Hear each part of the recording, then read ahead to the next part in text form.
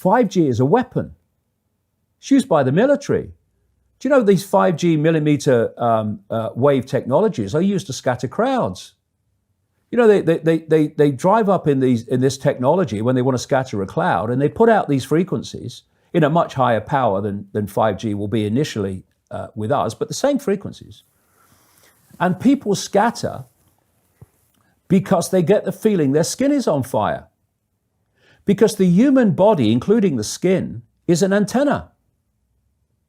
It interacts with frequencies and it receives and transmits information. At the cutting edge of understanding of DNA, scientists know that DNA is a receiver-transmitter of information. And so we are electromagnetic, electrical organisms, transmitters and receivers of information. When our electromagnetic fields are in balance and harmony, we have health. We have psychological health and we have physical health. The reason that this technological society is causing so much psychological and quote, physical disease is because these frequencies, technologically driven, and we live in this Wi-Fi world now and all the phone masts and all the rest of it, these technologically generated frequencies are scrambling the balance of the human electromagnetic electrical communication systems.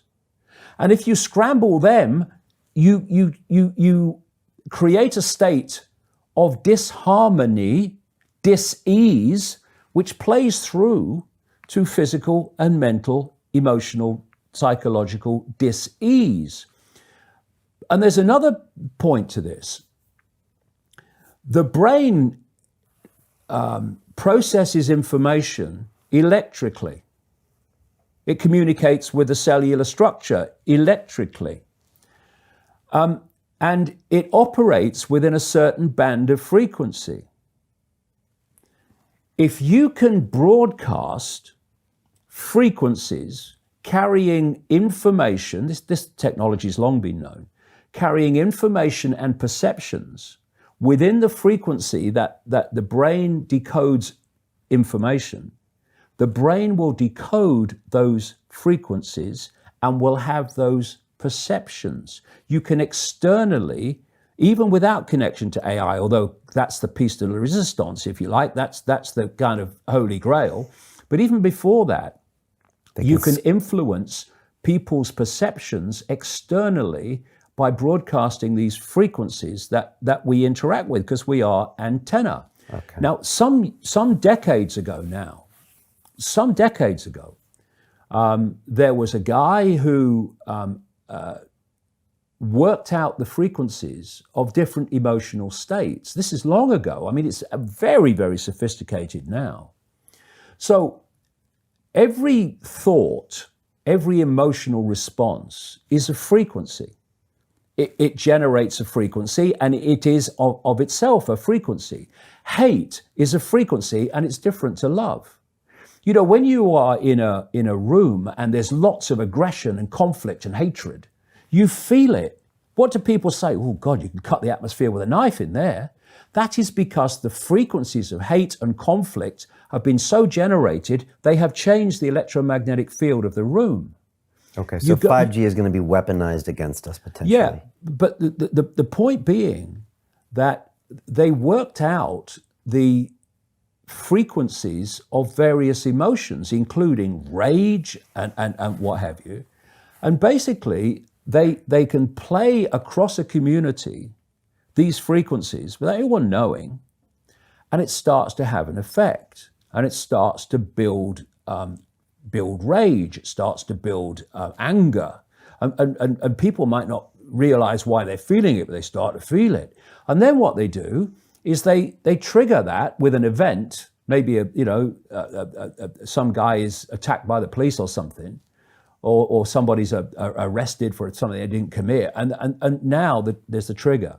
The blue touch paper's been lit of this manufactured frequency-driven rage, and you have mass riots and what have you, and people do things that they wouldn't normally do. And you can make people depressed. You know, the American military, they've admitted this. They have technology that fires frequencies at the enemy that basically breaks the enemy's spirit, so they give up and put their weapons down. This is the technology we're dealing with. Now you take that into account and then you think of 5G.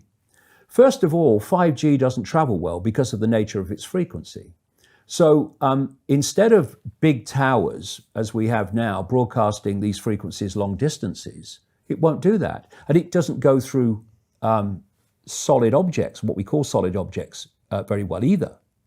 So to overcome that, there are going to be boxes broadcasting 5G, this weapon, down every street, all over the world. You're talking phenomenal numbers of these boxes broadcasting, like on the lamp standard outside your children's bedroom and stuff, broadcasting this stuff. There's no way you'll be able to go where you won't be in a field of 5G. And another interesting thing, I don't know whether you've noticed this, but the story broke, first of all, in Sheffield, when the council started cutting down literally thousands and thousands and thousands of mature trees in urban streets. And there were big protests about it. You know, Sheffield claimed to be a green city, but all these mature trees were coming down, thousands of them.